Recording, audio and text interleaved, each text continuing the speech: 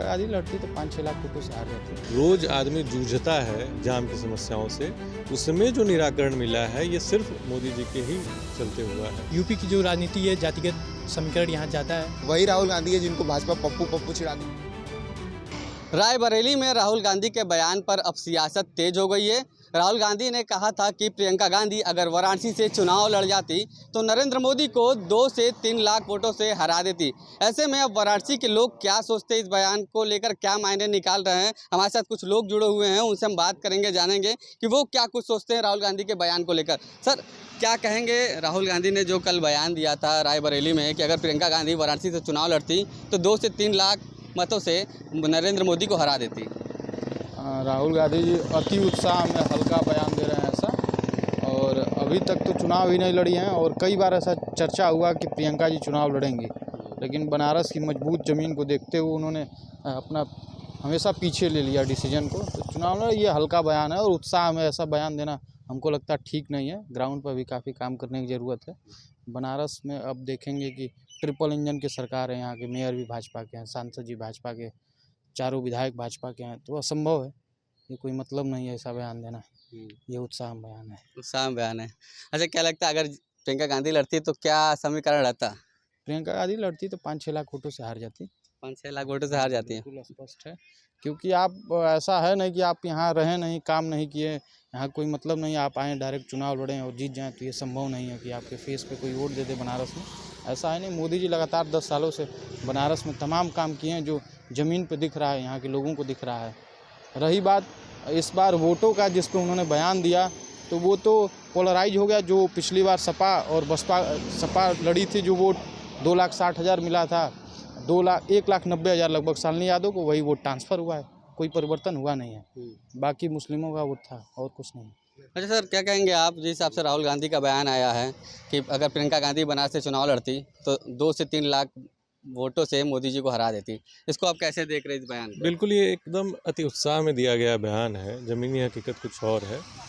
इसको सीधे तौर पे देखा जाए तो ये अजय राय को बहुत कम आंका गया है, इसका मतलब, क्योंकि वो यहाँ एक लोकल नेता हैं और लंबे समय से चुनाव जीतते आए हैं, हारते आए हैं, लड़ते आए हैं, मगर उनका प्रभुत्व है।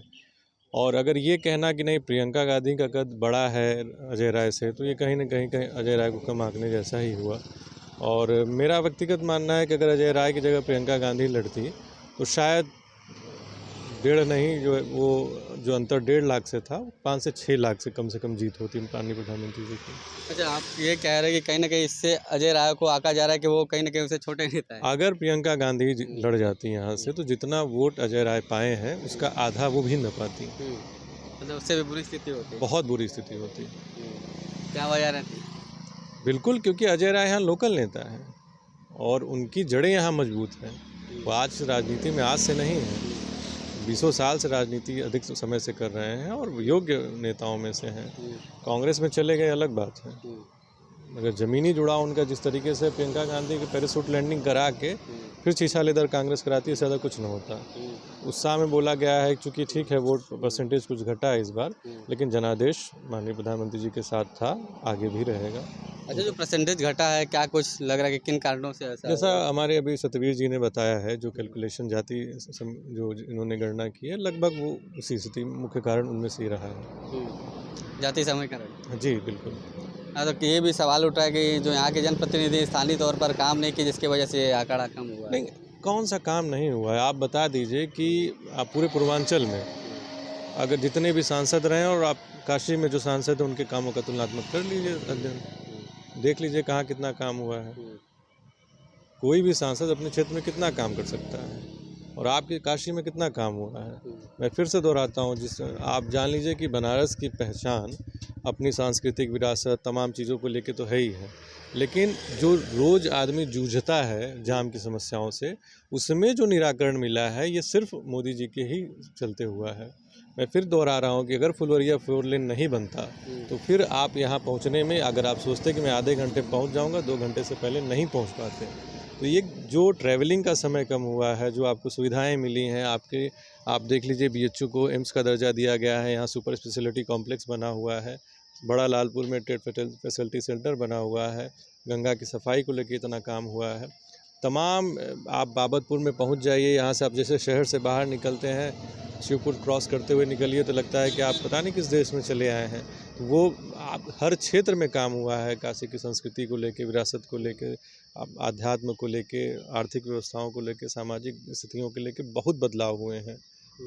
अच्छा, क्या कहेंगे आप, युवा है, बदली है काशी? आप 10 वर्षों का पहले का इतिहास उठा के देखेंगे, यही काशी थी जहाँ लोग आते थे तो आने के लिए सड़क नहीं होती थी।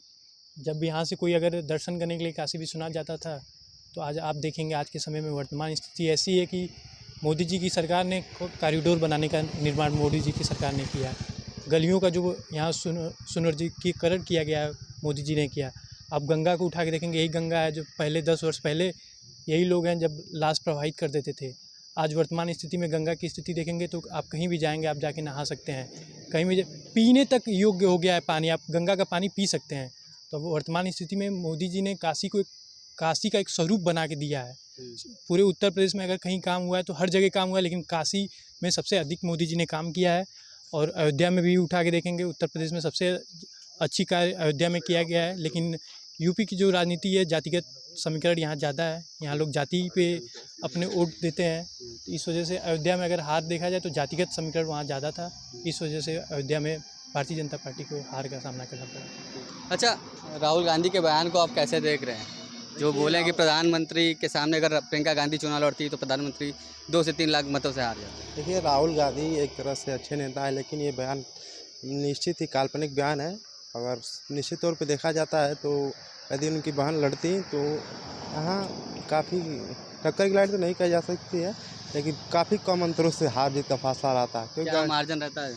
निश्चित तौर पर जैसे यहाँ पे मोदी जी 1.5 लाख वोटों से जीते हैं, वही थोड़ा बहुत और थोड़ा अंतर हो जाता है। और कम अंतरों से नहीं, अंतर ज़्यादा हो सकता है, 2 लाख लगभग वोटों से जीत जाते मोदी जी, यही इतना ही अंतर होता है, ज़्यादा अंतर नहीं होता। अच्छा, आप युवा हैं, आप क्या सोच रहे हैं जो इस तरह का बयान कल राहुल गांधी जी ने दिया है कि अगर प्रियंका गांधी बनारस से चुनाव लड़ती तो 2 से 3 लाख मतों से विजयी होती, मोदी जी को हरा देती? देखिए, इस बयान से कहीं ना कहीं राहुल गांधी जी ने अपने नेता जिसने मोदी जी को एक बहुत ही कड़ी टक्कर दी, उनको पसीने छुड़वा दिए, उसके कद को कम आका है। लेकिन ये बयान देखिए दिया किसने है, वही राहुल गांधी है जिनको भाजपा पप्पू पप्पू चिढ़ाती थी। आज वो भारत की 2 सीटों से, उत्तर और दक्षिण से लड़ के 3-3 लाख वोट से ज़्यादा से जीत करके आया है। मोदी जी की इतनी हैसियत थी कि वो लड़ सकते हैं दक्षिण से।